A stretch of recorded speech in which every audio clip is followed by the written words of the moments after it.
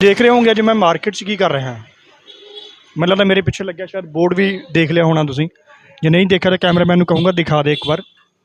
असीं आए हैं जी अज gym prime bodies gym Bathinda. Address थोड़ा अगे असीं मैंशन करांगे। क्यों आए हैं यार, मेरा ढिड बहुत वध गया, मैं सोचा थोड़ा जिहा एक्सरसाइज कर लीए, फिट हो लिए, सिक्स पैक बना लिए, डौले बना लिए। चलो ये तरह की मजाक की गल। अजकल बीमारियां थोड़ा पता बहुत ज़्यादा हो गई पईयां। बहुत सारे नौजवान आ यूथ है जिन्होंने फिट होना चाहिए, वो बहुत जल्दी उन्होंने हार्ट अटैक आ रहे हैं बहुत छोटी उम्र च, तो कईयों की डेथ भी हो रही है बहुत जल्दी। तो असीं सोचा भी क्यों ना एक बारी जिम च जाके फिटनेस की गल की जाए, तंदुरुस्ती की गल की जाए।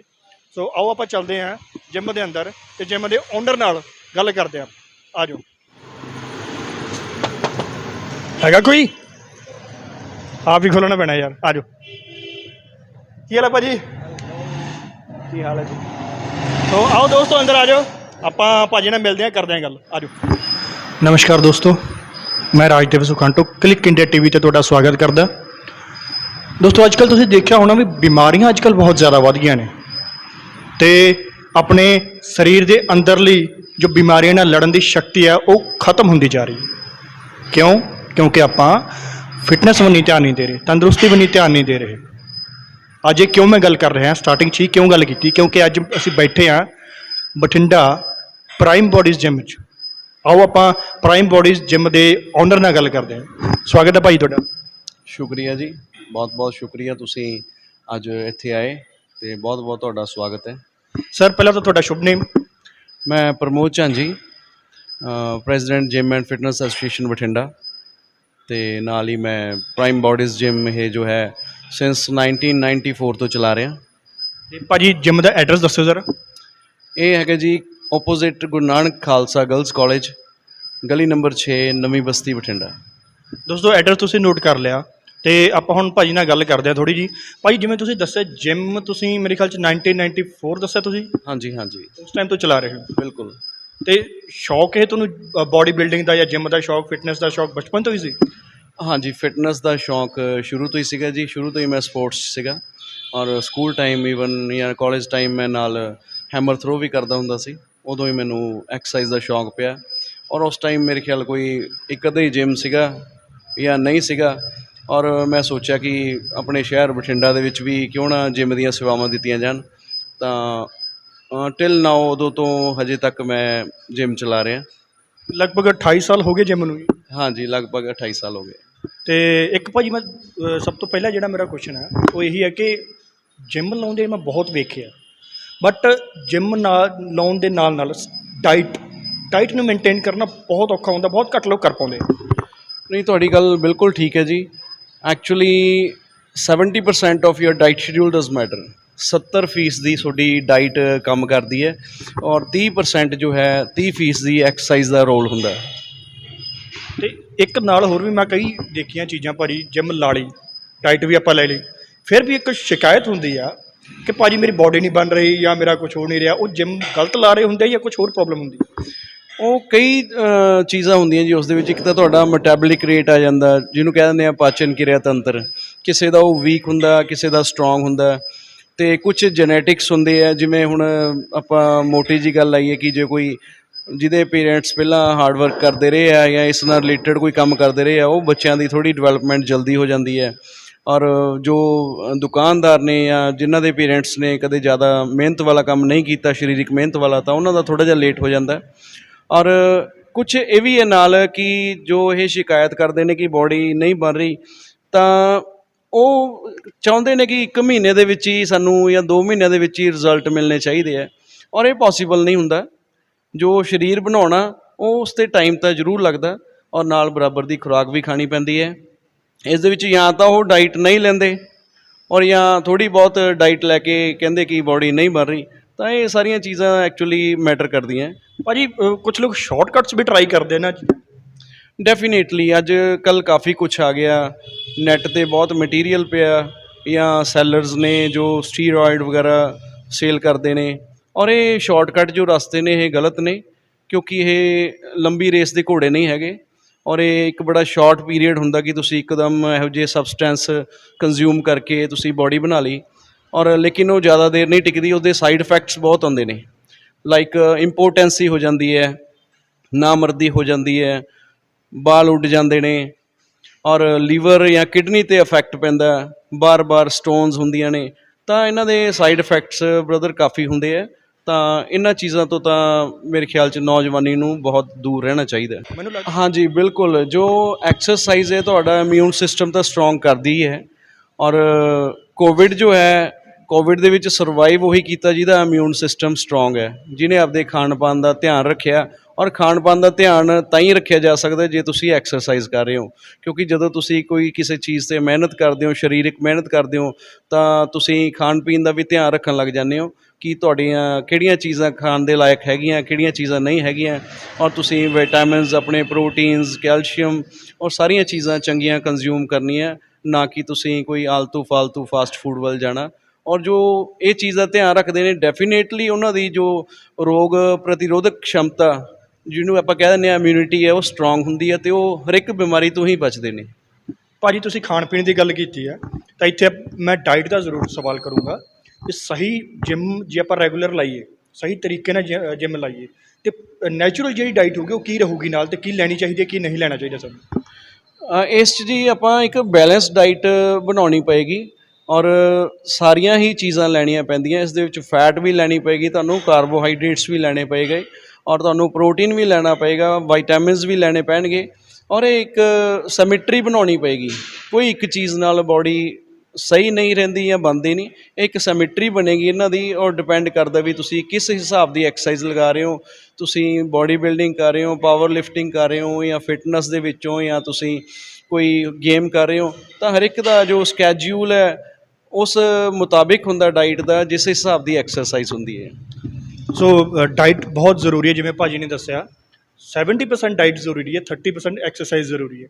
ਇੱਕ ਭਾਜੀ ਮੈਂ ਖੁਦ ਵੀ ਜਿਮ ਕਾਫੀ ਟਾਈਮ ਲਾਈ ਹੈ, ਹਾਲਾਂਕਿ ਸ਼ਾਇਦ ਮੈਨੂੰ ਜਿਮ ਲਾਉਣ ਦਾ ਤਰੀਕਾ ਨਹੀਂ ਸੀ ਪਤਾ। ਮੈਂ ਜਿਮ ਲਾਈ ਹੈ ਵੀ ਮੈਂ ਡੋਲੇ ਬਣਾਉਣੇ ਆ, ਮੈਂ ਪੇਟ ਮਸਲ ਬਣਾਉਣੇ ਆ, ਬਟ ਨਹੀਂ ਕਾਮਯਾਬ ਹੋ ਸਕਿਆ। ਉਹਦਾ ਰੀਜ਼ਨ ਕੀ ਰਿਹਾ?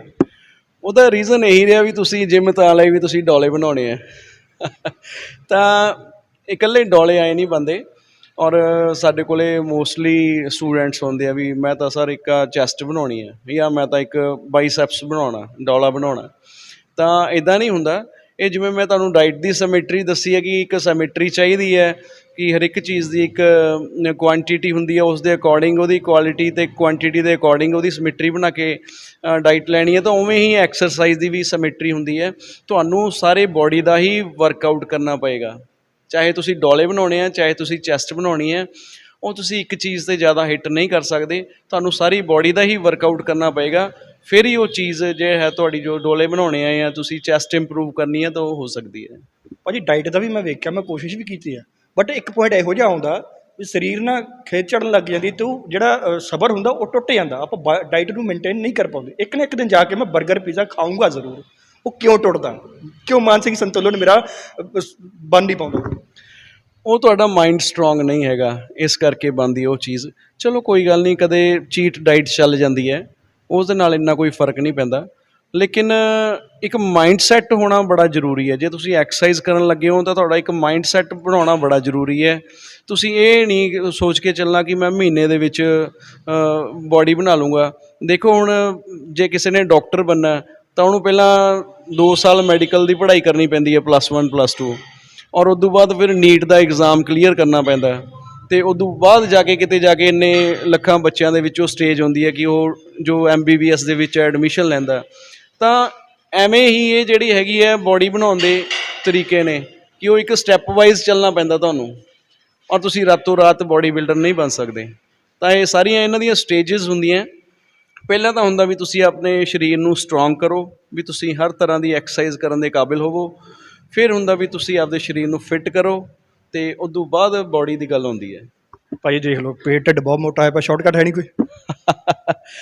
ਬ੍ਰਦਰ ਮੈਂ ਤੁਹਾਨੂੰ ਦੱਸਿਆ ਵੀ ਜਿਹੜੇ ਸ਼ਾਰਟਕਟ ਹੈ ਉਹ ਹਮੇਸ਼ਾ ਨੁਕਸਾਨ ਹੀ ਕਰਦੇ ਨੇ। ਤੁਸੀਂ ਇੱਕੋ ਦਮ ਕੀ ਹੁੰਦਾ ਕਿ ਸਾਨੂੰ ਕਹਿ ਦਿੰਦੇ ਕਿ ਕੋਈ ਇਹੋ ਜਿਹੀ ਚੀਜ਼ ਦੇ ਦਿਓ ਜੀ, ਬਿਨਾਂ ਐਕਸਰਸਾਈਜ਼ ਕੀਤੇ ਹੀ ਅਸੀਂ ਪਤਲੇ ਹੋ ਜਾਈਏ। ਤਾਂ ਨਹੀਂ, ਇਹੋ ਜਿਹੀ ਕੋਈ ਚੀਜ਼ ਨਹੀਂ ਬਣੀ। ਤੁਹਾਨੂੰ ਹੈਰਾਨੀ ਹੋਏਗੀ, ਕੋਈ ਚੀਜ਼ ਇਹੋ ਜਿਹੀ ਨਹੀਂ ਬਣੀ, ਕੋਈ ਗੋਲੀ ਕੈਪਸੂਲ ਇਹੋ ਜਿਹਾ ਨਹੀਂ ਬਣਿਆ ਜੋ ਤੁਹਾਨੂੰ ਪਤਲਾ ਕਰ ਦੇਗਾ। ਮਿਹਨਤ ਲਾਉਣੀ ਪਊ। ਹਾਂਜੀ ਸ਼ੋਰ, ਤੁਹਾਨੂੰ ਮਿਹਨਤ ਤਾਂ ਕਰਨੀ ਪਏਗੀ ਔਰ ਆਪਣੀ ਜ਼ੁਬਾਨ 'ਤੇ ਲਗਾਮ ਲਗਾਉਣੀ ਪਏਗੀ ਤੁਹਾਨੂੰ। ਲਗਾਮ ਦਾ ਮਤਲਬ ਕਿ ਜਿਵੇਂ ਹੁਣ ਆਪਾਂ ਐਂ ਲਗਾ ਲਓ ਵੀ ਟੋਲ ਟੈਕਸ ਲਗਾਉਣਾ ਪਏਗਾ। ਮੈਂ ਹਮੇਸ਼ਾ ਇੱਕੋ ਗੱਲ ਕਹਿਣਾ ਹੁੰਦਾ ਕਈ ਸਾਲਾਂ ਤੋਂ ਆਪਣੇ ਸਟੂਡੈਂਟਸ ਨੂੰ, ਹਾਲਾਂਕਿ ਮੈਂ ਮੋਟੀਵੇਸ਼ਨਲ ਲੈਕਚਰ ਵੀ ਜੋ ਹੈ ਕੰਡਕਟ ਕਰਦਾ, ਹਫਤੇ 'ਚ 1-2 ਹੁੰਦੇ ਆ। ਉਹ ਚੀਜ਼ ਬੜੀ ਜ਼ਰੂਰੀ ਹੈ। ਉਸ 'ਚ ਮੈਂ ਇੱਕੋ ਹੀ ਕਹਿਣਾ ਹੁੰਦਾ ਚੀਜ਼ ਵੀ ਥਿੰਕ ਬਿਫੋਰ ਈਟ। ਤੁਸੀਂ ਖਾਣ ਤੋਂ ਪਹਿਲਾਂ ਸੋਚ ਲਓ ਵੀ ਇਹ ਚੀਜ਼ ਤੁਹਾਡੇ ਖਾਣ ਵਾਸਤੇ ਬਣੀ ਹੈ ਜਾਂ ਨਹੀਂ ਬਣੀ। ਬਸ 2 ਸੈਕਿੰਡ ਸੋਚ ਲਓ। ਜੇ ਤਾਂ ਹੁਣ ਦਿਮਾਗ ਬੰਦ ਕਰਕੇ ਅੰਦਰ ਹੀ ਸੁੱਟ ਲਈ ਤਾਂ ਗੱਲ ਵੱਖਰੀ ਹੈ। ਜੇ ਤੁਸੀਂ ਸੋਚ ਲਓਗੇ ਤਾਂ ਥੋੜ੍ਹਾ ਜਿਹਾ ਅੱਗੇ ਵੀ ਸੋਚਣ ਲੱਗ ਜਾਓਗੇ ਕਿ ਵਾਕਈ ਯਾਰ ਇਹ ਚੀਜ਼ ਰੂਟੀਨ 'ਚ ਮੇਰੇ ਖਾਣ ਲਾਇਕ ਨਹੀਂ ਹੈਗੀ ਜਾਂ ਹੁਣ ਵੀ ਖਾਣ ਲਾਇਕ ਨਹੀਂ ਹੈਗੀ, ਤਾਂ ਤੁਸੀਂ ਉਦੋਂ ਹੀ ਤੁਹਾਡਾ ਸੁਧਾਰ ਸ਼ੁਰੂ ਹੋ ਜਾਏਗਾ ਜਦੋਂ ਤੁਸੀਂ ਇਹ ਚੀਜ਼ ਸੋਚਣ ਲੱਗ ਗਏ।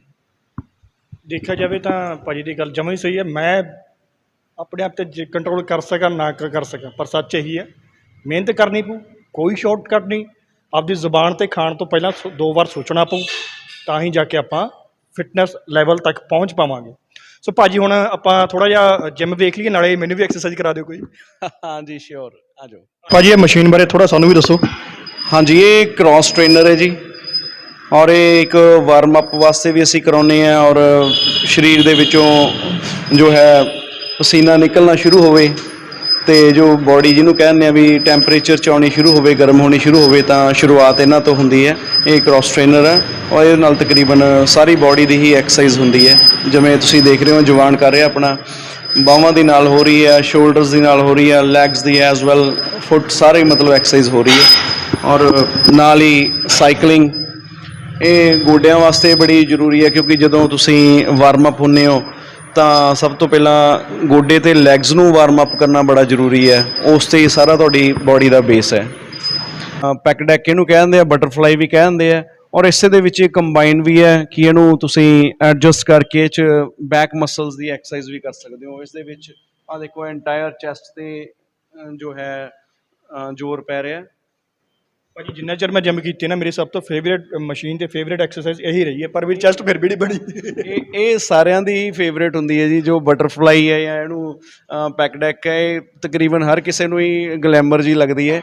ਔਰ ਲੇਕਿਨ ਇਹ ਇੱਕ ਪਾਰਟ ਹੈ ਚੈਸਟ ਨੂੰ ਇੰਪਰੂਵ ਕਰਨ ਦਾ। ਇਹ ਪ੍ਰੋਪਰ ਐਕਸਰਸਾਈਜ਼ ਨਹੀਂ ਹੈਗੀ ਕਿ ਤੁਸੀਂ ਸਿਰਫ ਚੈਸਟ ਇਸ ਨਾਲ ਬਣ ਜਾਏਗੀ, ਸ਼ੇਪ ਦੇ ਵਿੱਚ ਜ਼ਰੂਰ ਆਉਂਦੀ ਹੈ। ਇਹਦੇ ਨਾਲ ਚੈਸਟ ਦੀਆਂ ਹੋਰ ਵੀ ਐਕਸਰਸਾਈਜ਼ਾਂ ਤੁਹਾਨੂੰ ਕਰਨੀਆਂ ਪੈਂਦੀਆਂ। ਇੱਕ ਭਾਜੀ ਮੈਨੂੰ ਹੋਰ ਗੱਲ ਦੱਸੋ ਵੀ ਮੈਂ ਦੇਖਿਆ ਜਿਮ 'ਚ ਕਈ ਵਾਰੀ ਹਰ ਐਕਸਰਸਾਈਜ਼ ਦਾ, ਹਰ ਬੋਡੀ ਪਾਰਟ ਦਾ ਇੱਕ ਡੇ ਫਿਕਸ ਹੁੰਦਾ। ਜਿਵੇਂ ਮੰਡੇ ਨੂੰ ਚੈਸਟ ਲਾਉਂਦੇ ਆ ਜਾਂ ਟਿਊਜ਼ਡੇ ਨੂੰ ਜੋ ਇੱਕ ਅਲੱਗ ਬੋਡੀ ਪਾਰਟ ਦੀ ਐਕਸਰਸਾਈਜ਼ ਲਾਉਂਦੇ, ਇਹ ਕਿਸ ਤਰ੍ਹਾਂ ਦਾ ਸ਼ਡਿਊਲ ਹੁੰਦਾ?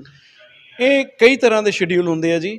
ਜਿਵੇਂ ਕੋਈ ਇੱਕ ਐਕਸਰਸਾਈਜ਼, ਇੱਕ ਮਸਲ ਦੀ ਐਕਸਰਸਾਈਜ਼ ਵੀ ਲਾ ਲੈਂਦੇ ਆ ਹਰ ਰੋਜ਼, ਡਿਫਰੈਂਟ ਮਸਲ ਦੀ। ਔਰ ਕੋਈ ਸਿਮੈਟਰੀ 2 ਮਸਲਸ ਦੀ ਬਣਾ ਲੈਂਦੇ ਆ, ਜਿਵੇਂ ਚੈਸਟ ਟਰਾਈਸੈਪਸ ਹੋ ਗਈ, ਬੈਕ ਸ਼ੋਲਡਰ ਹੋ ਗਏ, ਜਾਂ ਲੈਗ ਬਾਈਸੈਪਸ ਹੋ ਗਈ, ਜਾਂ ਬਾਈਸੈਪਸ ਟਰਾਈਸੈਪਸ ਹੋ ਗਈ। ਇੱਦਾਂ ਮਤਲਬ ਅਲੱਗ-ਅਲੱਗ ਤਰ੍ਹਾਂ ਦੀਆਂ ਜੋ ਹੈ ਸ਼ਡਿਊਲਸ ਹੁੰਦੇ ਆ। ਔਰ ਉਹ ਆਪਣੇ ਜੋ ਕਲਾਇੰਟਸ ਨੇ ਉਹਨਾਂ ਦੇ ਜੋ ਉਹਨਾਂ ਨੂੰ ਇੰਪਰੂਵਮੈਂਟ ਚਾਹੀਦੀ ਹੈ ਉਸ ਦੇ ਮੁਤਾਬਿਕ ਉਹਨਾਂ ਨੂੰ ਸ਼ਡਿਊਲ ਪ੍ਰੋਵਾਈਡ ਕੀਤੇ ਜਾਂਦੇ। ਤੇ ਹਰ ਸ਼ਡਿਊਲ ਦੀ, ਹਰ ਬੋਡੀ ਪਾਰਟ ਦੇ ਸ਼ਡਿਊਲ ਦੀ ਅਲੱਗ-ਅਲੱਗ ਥੋੜ੍ਹੀ ਡਿਫਰੈਂਟ ਡਾਈਟ ਦਾ ਤਾਂ ਥੋੜ੍ਹਾ ਬਹੁਤ ਡਿਫਰੈਂਸ ਹੋਊਗਾ। ਡਾਈਟ ਚੇਂਜ ਹੁੰਦੀ ਰਹਿੰਦੀ ਹੈ ਜੀ। ਇਹ ਨਾ ਤਾਂ ਐਕਸਰਸਾਈਜ਼ ਔਰ ਨਾ ਹੀ ਡਾਈਟ ਸੇਮ ਨਹੀਂ ਚੱਲਦੀ। ਔਰ ਇਹ ਟਾਈਮ ਦੇ ਨਾਲ ਚੇਂਜ ਹੁੰਦੀ ਰਹਿੰਦੀ ਹੈ। 20 ਦਿਨ ਦਾ, 30 ਦਿਨ ਦਾ ਸ਼ਡਿਊਲ ਉਦੋਂ ਬਾਅਦ ਚੇਂਜ ਹੁੰਦੀ ਰਹਿੰਦੀ ਹੈ, ਕਿਉਂਕਿ ਇੱਕੋ ਤਰ੍ਹਾਂ ਦੀ ਐਕਸਰਸਾਈਜ਼ ਜਾਂ ਇੱਕੋ ਤਰ੍ਹਾਂ ਦੀ ਡਾਈਟ ਰੈਗੂਲਰ ਚੱਲੀ ਜਾਵੇ ਤਾਂ ਉਹ ਰਿਜ਼ਲਟਸ ਤੁਹਾਨੂੰ ਨਹੀਂ ਮਿਲਦੇ। ਇਹ ਹਾਈਲਾਈਟ ਪੁਲੀ ਹੈ ਜੀ, ਔਰ ਇਹਦੇ ਨਾਲ ਸਾਹ ਅੰਦਰ ਕਰਨਾ। ਇਹ ਐਂਟਾਇਰ ਦੇਖੋ ਜੀ, ਆਹ ਬੈਕ ਵਰਕਆਊਟ ਹੋ ਗਿਆ। ਲੈਟਸ ਜਿਹੜੇ ਆਹ ਜਿਹਨੂੰ ਆਪਾਂ ਵੀ ਸ਼ੇਪ ਕਹਿ ਦਿੰਦੇ ਹਾਂ, ਵਿੰਗਸ ਕਹਿ ਦਿੰਦੇ ਹਾਂ, ਇਹ ਨਾਲ ਉਹਨਾਂ ਦੀ ਐਕਸਰਸਾਈਜ਼ ਹੈ। ਬੜੀ ਅੱਛੀ ਐਕਸਰਸਾਈਜ਼ ਹੈ, ਸਾਰੇ ਅੱਪਰ ਬੋਡੀ 'ਤੇ ਖਿਚਾਅ ਪੈਂਦਾ ਇਹਦਾ। Very good. ਐਕਸਰਸਾਈਜ਼ ਲਾਉਂਦਾ ਤੁਸੀਂ ਉਹਨੂੰ ਤਰੀਕਾ ਦੱਸ ਰਹੇ ਸੀ, ਬਰੀਥ ਇਨ ਬਰੀਥ ਆਊਟ ਦਾ ਸਿਸਟਮ ਕੀ ਸੀ? ਹਾਂਜੀ, ਇਸ ਦੇ ਵਿੱਚ ਇਹ ਬੜੀ ਇੰਪੋਰਟੈਂਟ ਚੀਜ਼ ਹੁੰਦੀ ਹੈ ਕਿ ਕਈ ਮੋਸਟਲੀ ਲੋਕ ਜੋ ਹੈ ਬਿਨਾਂ ਕੋਚ ਤੋਂ ਗਾਈਡੈਂਸ ਲਏ ਐਕਸਰਸਾਈਜ਼ ਲਾਉਂਦੇ ਨੇ। ਤਾਂ ਉਹ ਜਦੋਂ ਵੀ ਲਾਉਂਦੇ ਨੇ ਪੂਰਾ ਜ਼ੋਰ ਲਾ ਦਿੰਦੇ ਨੇ ਸਾਹ ਰੋਕ ਕੇ, ਔਰ ਉਸ ਦੇ ਸਾਈਡ ਇਫੈਕਟਸ ਵੀ ਹੋ ਸਕਦੇ ਆ ਕਿਉਂਕਿ ਹਾਰਟ 'ਤੇ ਇੱਕੋ ਦਮ ਪ੍ਰੈਸ਼ਰ ਪੈਂਦਾ ਬਲੱਡ ਦਾ। ਤਾਂ ਇਸ ਦੇ ਵਿੱਚ ਇਹ ਸਿਮੈਟਰੀ ਬੜੀ ਜ਼ਰੂਰੀ ਹੈ ਇਸ 'ਚ ਬਰੀਦਿੰਗ ਦੀ, ਕਿ ਤੁਸੀਂ ਜਦੋਂ ਜ਼ੋਰ ਲਾ ਰਹੇ ਹੋ ਤਾਂ ਤੁਹਾਡਾ ਸਾਹ ਬਾਹਰ ਕੱਢਣਾ, ਜਦੋਂ ਤੁਸੀਂ ਰਿਲੈਕਸ 'ਚ ਜਾ ਰਹੇ ਹੋ ਤਾਂ ਸਾਹ ਨੱਕ ਨਾਲ ਅੰਦਰ ਕਰਨਾ। ਜਿਵੇਂ ਛੋਟੇ ਹੁੰਦਿਆਂ ਨੂੰ ਸਿਖਾਉਂਦੇ ਆ ਕਿ ਨੱਕ ਸਾਹ ਲੈਣ ਵਾਸਤੇ ਆ, ਮੂੰਹ ਸਾਹ ਬਾਹਰ ਕੱਢਣ ਵਾਸਤੇ। ਤਾਂ ਇਨਹੇਲ ਆਕਸੀਜਨ ਇਨਹੇਲ ਕਰਦੀ ਹੈ ਮਸਲਸ ਦੇ ਵਿੱਚ, ਤਾਂ ਐਗਜ਼ਿਟ ਕਾਰਬਨ ਡਾਈਆਕਸਾਈਡ ਬਾਹਰ ਹੁੰਦੀ ਹੈ। ਤਾਂ ਉਹ ਜੇ ਤੁਸੀਂ ਨਾਲ ਬਰੀਦਿੰਗ ਦਾ ਧਿਆਨ ਰੱਖਦੇ ਹੋ ਤਾਂ ਐਕਸਰਸਾਈਜ਼ ਦੇ ਬੜੇ ਚੰਗੇ ਰਿਜ਼ਲਟਸ ਹੁੰਦੇ ਆ। ਠੀਕ ਹੈ ਭਾਜੀ, ਤੇ ਆਪਾਂ ਅਗਲੀ ਮਸ਼ੀਨ ਵੱਲ ਵਧੀਏ ਹੁਣ। ਆ ਜਾਓ ਜੀ, ਆਪਾਂ ਅਗਲੀ ਮਸ਼ੀਨ ਤੇ ਚੱਲਦੇ ਹਾਂ।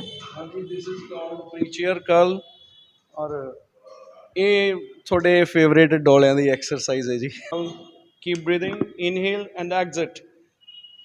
ਔਰ ਇਹ ਬਾਈਸੈਪਸ ਦੀ ਆਰਮਸ ਨੂੰ ਸਟਰੋਂਗ ਕਰਦੀ ਹੈ ਜੀ, ਤੁਹਾਡੇ ਬਾਈਸੈਪਸ ਨੂੰ ਸਟਰੋਂਗ ਕਰਦੀ ਹੈ ਅਤੇ ਵਧੀਆ ਸ਼ੇਪ ਆ ਜਾਂਦੀ ਹੈ। ਮਤਲਬ ਮੁੰਡਿਆਂ ਨੂੰ ਟੀ ਸ਼ਰਟਾਂ ਪਾਉਣ ਦਾ ਨਜ਼ਾਰਾ ਆ ਜਾਂਦਾ ਕਿ ਡੋਲਾ ਬਾਹਰ ਆਉਂਦਾ ਟੀ ਸ਼ਰਟ ਦੇ ਵਿੱਚੋਂ।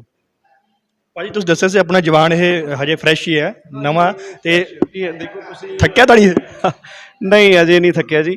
ਆਲਮੋਸਟ ਕੀ ਹੁੰਦਾ ਕਿ ਤੁਸੀਂ ਹਮੇਸ਼ਾ ਜਦੋਂ ਕੋਈ ਇਹੋ ਜਿਹੀ ਇੰਟਰਵਿਊ ਕਰਦੇ ਹੋ, ਤੁਸੀਂ ਬੋਡੀ ਬਿਲਡਰ ਨੂੰ ਅੱਗੇ ਬਿਠਾ ਦਿੰਦੇ ਹੋ, ਤਾਂ ਮੇਰੇ ਖਿਆਲ ਦੇ ਵਿੱਚ ਉਹਨਾਂ ਨੂੰ ਦੇਖ ਕੇ ਤਾਂ ਚਲੋ ਇੱਕ ਚੀਜ਼ ਹੁੰਦੀ ਹੈ ਜੋ ਕਰ ਰਹੇ ਆ। ਬਿਗਨਰਸ ਨੂੰ ਵੀ ਹੌਸਲਾ ਹੋਣਾ ਚਾਹੀਦਾ ਵੀ ਸਾਡੇ ਵਰਗੇ ਵੀ ਹੈਗੇ ਆ, ਵੀ ਉਹ ਵੀ ਕਰਕੇ ਫਿਰ ਇਹ ਬੋਡੀ ਬਿਲਡਰ ਬਣਨਗੇ।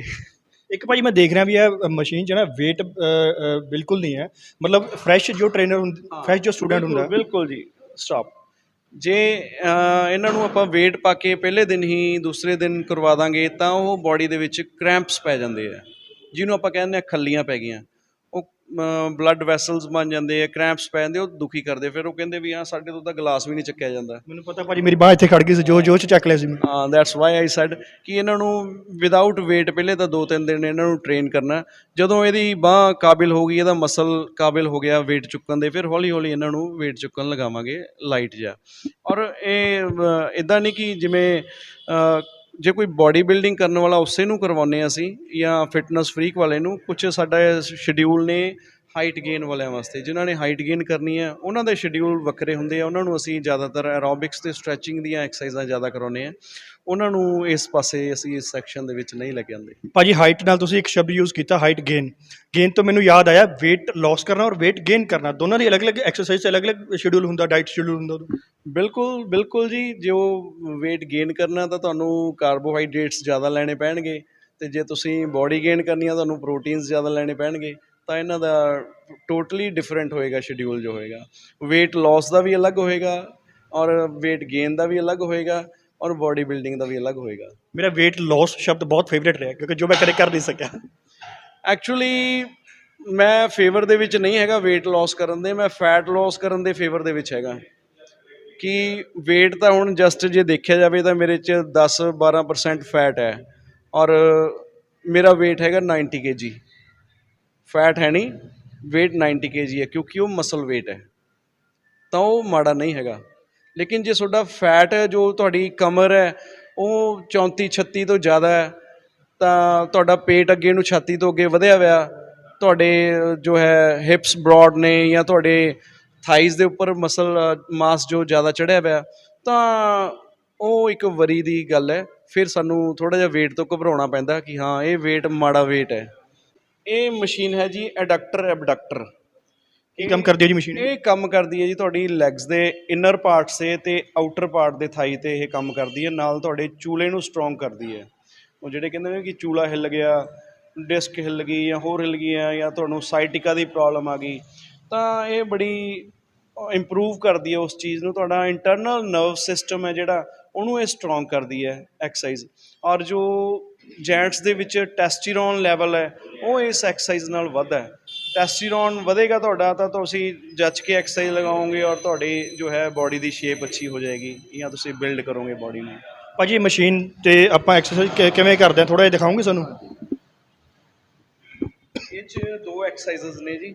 ਇੱਕ ਤਾਂ ਇੱਦਾਂ ਲੈਗਸ ਖੋਲ੍ਹ ਕੇ, ਔਰ ਇੱਥੋਂ ਇਹਨੂੰ ਹੈਂਡਲ ਕੀਤਾ ਸੀ, ਇੱਦਾਂ ਲਾਈਟ ਕੀਤੀ ਹੈ। ਇੰਟਰਨਲ ਪਾਰਟ ਹੈ ਜੋ ਉਹਨੂੰ ਹਿੱਟ ਕਰ ਰਹੀ ਹੈ, ਨਾਲ ਤੁਹਾਡੇ ਟੈਸਟੀਰੋਨ ਬੂਸਟ ਕਰ ਰਹੀ ਹੈ।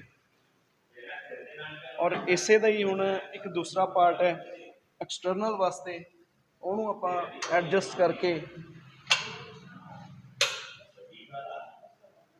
ਇੱਦਾਂ ਹੁਣ ਇਹਨੂੰ ਵਾਈਡ ਦੇ ਵਿੱਚ ਕਰਾਂਗੇ। 1 2 3। ਇਹ ਆਊਟਰ ਪਾਰਟ ਹੈ ਜਿਹੜਾ ਚੂਲੇ ਦਾ, ਉਸ ਨੂੰ ਇਹ ਇੰਪਰੂਵ ਕਰੇਗੀ, ਉਸ ਨੂੰ ਸਟਰੈਂਥ ਦੇਗੀ। ਇਹ ਸਾਈਡ ਫੈਟ ਹੈ, ਇਹਨੂੰ ਟਾਇਰਸ ਕਹਿ ਦਿੰਦੇ ਆ, ਜਾਂ ਓਬਲੀਕਸ ਕਹਿ ਦਿੰਦੇ ਆ। ਇਹ ਐਕਚੁਅਲੀ ਹੁੰਦੀ ਹੈ ਜ਼ਿਆਦਾਤਰ ਵਾਟਰ ਰਿਟੈਂਸ਼ਨ ਕਰਕੇ ਪ੍ਰੋਬਲਮ ਹੁੰਦੀ ਹੈ। ਵਾਟਰ ਰਿਟੈਂਸ਼ਨ ਹੁੰਦੀ ਹੈ ਵੀ ਜਦੋਂ ਤੁਸੀਂ ਜ਼ਿਆਦਾ ਸੋਡੀਅਮ ਕੰਜ਼ਿਊਮ ਕਰਦੇ ਹੋ, ਫਾਸਟ ਫੂਡਸ ਖਾਂਦੇ ਹੋ, ਜ਼ਿਆਦਾ ਨਮਕ ਵਾਲੀਆਂ ਚੀਜ਼ਾਂ ਖਾਂਦੇ ਹੋ, ਜਾਂ ਤੁਸੀਂ ਜੋ ਹੈ ਪੈਕਡ ਫੂਡ ਖਾਂਦੇ ਹੋ, ਪੈਕਡ ਫੂਡ ਕਿਸੇ ਵੀ ਤਰ੍ਹਾਂ ਦਾ, ਬਿਸਕਿਟ, ਬ੍ਰੈਡ, ਬਨ, ਅਚਾਰ ਹੋ ਗਏ, ਚਟਨੀਆਂ ਹੋ ਗਈਆਂ, ਸੌਸਸ ਹੋ ਗਏ, ਤਾਂ ਬੋਡੀ ਨੂੰ ਉਸ ਚੀਜ਼ ਨੂੰ ਹਜਮ ਕਰਨ ਵਾਸਤੇ ਆਪਣੇ ਅੰਦਰ ਪਾਣੀ ਜਮ੍ਹਾਂ ਕਰਨਾ ਪੈਂਦਾ extra. That is called water retention problem. ਉਹ ਇੱਥੇ ਫਿਰ ਪਾਣੀ ਜਮ੍ਹਾਂ ਕਰਦੀ ਹੈ ਬੋਡੀ, ਤਾਂ ਉਹ ਜਿਹੜੀਆਂ ਗਲਤ ਚੀਜ਼ਾਂ ਖਾਧੀਆਂ ਹੁੰਦੀਆਂ ਉਸ ਨੂੰ ਡਾਈਜੈਸਟ ਕਰਨ ਵਾਸਤੇ। ਸਪੋਜ਼ ਤੁਸੀਂ ਇੱਕ ਬਰਗਰ ਖਾ ਲਿਆ, ਹਾਰਡਲੀ ਉਹ 100 ਗ੍ਰਾਮ ਦਾ ਹੋਏਗਾ, ਐਮ ਆਈ ਰਾਈਟ? ਤੁਸੀਂ ਕਹੋਗੇ ਅਗਲੇ ਦਿਨ ਮੇਰਾ ਵੇਟ ਯਾਰ ਕਿਲੋ ਵੱਧ ਗਿਆ, ਖਾਧਾ ਤਾਂ ਇੱਕ ਬਰਗਰ ਸੀ। ਤਾਂ ਉਹ ਜਿਹੜਾ ਕਿਲੋ ਵੇਟ ਤੁਹਾਡਾ ਵਧਿਆ, ਉਹ ਬਰਗਰ ਨੂੰ ਪਚਾਉਣ ਵਾਸਤੇ, ਕਿਉਂਕਿ ਉਹ ਰਿਲਾਇਬਲ ਚੀਜ਼ ਨਹੀਂ ਸੀਗੀ, ਬੋਡੀ ਦੇ ਰਿਲਾਇਬਲ ਨਹੀਂ ਸੀਗੀ ਚੀਜ਼, ਇਸ ਕਰਕੇ ਬੋਡੀ ਨੇ ਉਸ ਨੂੰ ਪਚਾਉਣ ਲਈ ਕਿਲੋ, 1.5 ਕਿਲੋ, 2 ਕਿਲੋ ਪਾਣੀ ਅੰਦਰ ਜਮ੍ਹਾਂ ਕਰ ਲਿਆ, ਤਾਂ ਤੁਹਾਡਾ weight ਇਨਕਰੀਜ਼ ਹੋ ਗਿਆ। ਤਾਂ ਇਹੋ ਜਿਹੀਆਂ ਚੀਜ਼ਾਂ ਖਾਓਗੇ, ਤੁਹਾਡੀ ਬੋਡੀ ਨੂੰ ਅੰਦਰੋਂ, ਤੁਹਾਡੇ ਇੰਟਰਨਲ ਆਰਗਨਸ ਨੂੰ ਜ਼ੋਰ ਲਗਾਉਣਾ ਪਏਗਾ, ਤੁਹਾਡੇ ਲਿਵਰ ਨੂੰ ਜ਼ੋਰ ਲਗਾਉਣਾ ਪਏਗਾ ਉਹਨੂੰ ਡਾਈਜੈਸਟ ਕਰਨ ਵਾਸਤੇ। ਤਾਂ ਉਹੀ ਹੈ ਕਿ ਤੁਸੀਂ ਹਲਕੀਆਂ ਚੀਜ਼ਾਂ ਖਾਓ, ਜੋ ਨੈਚੁਰਲ ਚੀਜ਼ਾਂ ਨੇ ਉਹ ਖਾਓ, ਨਾਲ ਦੀ ਨਾਲ ਜੋ ਡਾਈਜੈਸਟ ਹੋ ਜਾਣ, ਤਾਂ ਬੋਡੀ ਨੂੰ ਫਾਲਤੂ ਪਾਣੀ ਨਾ ਜਮ੍ਹਾਂ ਕਰਨਾ ਪਵੇ ਅੰਦਰ। ਹੋ ਗਈ ਜਿਮ ਦੀ ਗੱਲ, ਜਿਮ ਦੀ ਐਕਸਰਸਾਈਜ਼ ਤੇ ਫਿਟਨੈਸ ਦੀ ਗੱਲ। ਤੇ ਆਪਾਂ ਜੇ ਗੱਲ ਕਰੀਏ ਯੂਥ ਦੀ, ਜ਼ਿਆਦਾਤਰ ਯੂਥ ਹੀ ਜਿਹਨੂੰ ਫਿੱਟ ਹੋਣਾ ਚਾਹੀਦਾ, ਉਹੀ ਬਹੁਤ ਜ਼ਿਆਦਾ ਬਿਮਾਰੀਆਂ ਦਾ ਸ਼ਿਕਾਰ ਹੋ ਚੁੱਕਿਆ। ਯੂਥ ਨੂੰ ਕੀ ਸੰਦੇਸ਼ ਦੇਣਾ ਚਾਹੋਗੇ, ਤੇ ਖਾਸ ਕਰ ਬਠਿੰਡਾ ਵਾਸੀਆਂ ਨੂੰ ਕੀ ਸੰਦੇਸ਼ ਦੇਣਾ ਚਾਹੋਗੇ? ਦੇਖੋ ਜੀ, ਮੇਰੀ ਯੂਥ ਨੂੰ, ਮੇਰੇ ਭਰਾਵਾਂ ਨੂੰ, ਮੇਰੀਆਂ ਭੈਣਾਂ ਨੂੰ ਅਤੇ ਸਾਰੇ ਬਠਿੰਡਾ ਵਾਸੀਆਂ ਨੂੰ ਇੱਕ ਅਪੀਲ ਹੈ ਕਿ ਪਿਛਲੇ ਦਿਨੀਂ ਹੁਣ ਤੁਸੀਂ ਦੇਖਿਆ ਕਿ ਇੱਕ ਬਹੁਤ ਹੀ ਫੇਮਸ ਜੋ ਸ਼ੇਅਰ ਬ੍ਰੋਕਰ ਸੀ, ਉਹਦੀ ਡੈਥ ਹੋਈ ਹੈ। ਉਹਨੇ ਆਪਦੇ ਆਖਰੀ ਸੰਦੇਸ਼ ਦੇ ਵਿੱਚ ਕੀ ਕਿਹਾ? ਕਹਿੰਦਾ ਮੈਂ ਦੁਨੀਆ ਦੀ ਹਰ ਚੀਜ਼ 'ਤੇ ਇਨਵੈਸਟ ਕੀਤੀ, ਹਰ ਚੀਜ਼ 'ਤੇ ਇਨਵੈਸਟਮੈਂਟ ਕੀਤੀ, ਪਰ ਮੈਂ ਆਪਦੀ ਸਿਹਤ 'ਤੇ ਇਨਵੈਸਟਮੈਂਟ ਨਹੀਂ ਕੀਤੀ, ਜਿਹਦੇ ਕਰਕੇ ਮੈਨੂੰ ਮਰਨਾ ਪੈ ਰਿਹਾ ਇਨ ਦਾ ਸੈਂਸ ਉਹ ਵੀਲ ਚੇਅਰ 'ਤੇ ਸੀਗਾ। ਤਾਂ ਸਭ ਤੋਂ ਪਹਿਲਾਂ ਤਾਂ ਦੋਸਤੋ, ਵੀ ਜਿਹੜੀ ਇਨਵੈਸਟਮੈਂਟ ਹੈ ਤੁਹਾਡੀ, ਉਹ ਆਪਦੀ ਸਿਹਤ 'ਤੇ ਕਰੋ। ਜੇ ਤੁਹਾਡੀ ਸਿਹਤ ਚੰਗੀ ਹੈਗੀ ਆ ਤਾਂ ਤੁਸੀਂ ਚੰਗਾ ਸੋਚੋਗੇ, ਤਾਂ ਤੁਸੀਂ ਕੋਈ ਪ੍ਰੋਸਪੈਕਟਿਵ ਕੰਮ ਕਰੋਗੇ, ਆਪਣਾ ਕੰਮ ਵਿੱਚ ਤੁਹਾਡਾ ਦਿਲ ਲੱਗੇਗਾ।